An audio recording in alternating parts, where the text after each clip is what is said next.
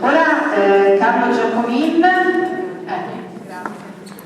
Grazie dell'occasione, grazie della resistenza dei rappresentanti romani, perché insomma l'ora è tarda per tutti e quindi grazie. Volevo dire due cose sul magistrato reale.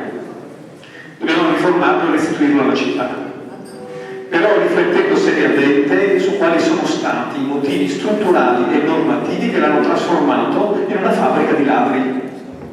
Perché non è grazie a chissà quale virus ambientale dei muri del Palazzo dei 10 Savi o dell'umidità della città che si è trasformato nell'ufficio a più alta densità di corruzione d'Italia, in cui tutti i livelli erano così corrotti da renderlo addirittura vuoto di competenze, totalmente decentrato, con le mani legate in mano al controllato che doveva essere incaricato di essere solo controllato.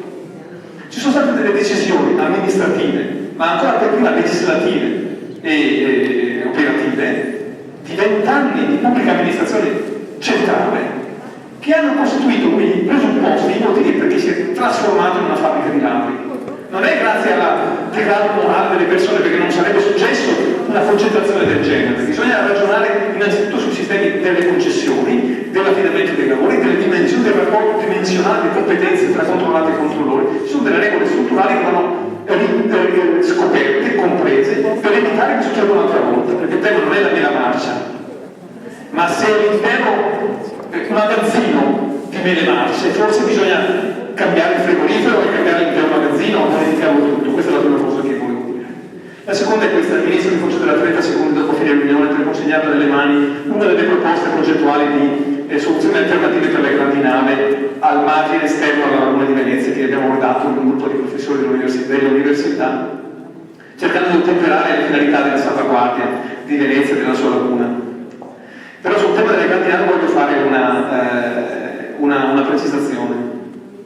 Forse è il caso di riguardarci storicamente a quello che è stato deciso 2 anni fa, dalla Aula del Senato nel giorno di febbraio 14, se non sbaglio, perché in quella occasione il meglio della sensibilità politica di questa città riuscì a portare in Aula al Senato una proposta di procedimento e di metodo decisionale sulle grandi navi aderita, che raccolse l'unanimità dei consensi. Credo che nell'intera aula ci fu un astenuto che tecnicamente unanime il Senato e decise di realizzare un'istruttoria comparativa, valutativa di tutte le decisioni proposte in questione, per arrivare a una scelta ottimale.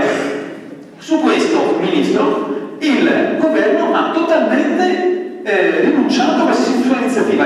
L'intero Parlamento, il Senato dell'Unità, dava mandato al governo di attivare una procedura straordinaria, sperimentale, innovativa, di grande potenzialità di eccellenza proprio anche amministrativa, e il governo ha trascurato totalmente questa facoltà. Teniamo presente che da questa città nei secoli, ma anche nell'ultimo secolo, sono state numerose occasioni in cui questa città, con le sue migliori intelligenze, che venivano via da fuori ovviamente, ha sperimentato in anticipazione modalità innovative, valori normative e innovative sul ambientale delle acque, dell'aria, sulla pianificazione dei livelli delle aree vaste, dei livelli intermedi di amministrazione locale. Ci sono state numerose occasioni in questa città, ha potuto sperimentare in anticipazione. È possibile, abbiamo sul Vassoio del Gento un'occasione in cui si può sperimentare a livello centrale ma anche decentrato, in modo unitario, una procedura d'eccellenza sperimentale per arrivare a una decisione intelligente, comparativa, larga, aperta e non con le mani legate a questa o quella singola amministrazione con i suoi interessi specifici chiusi.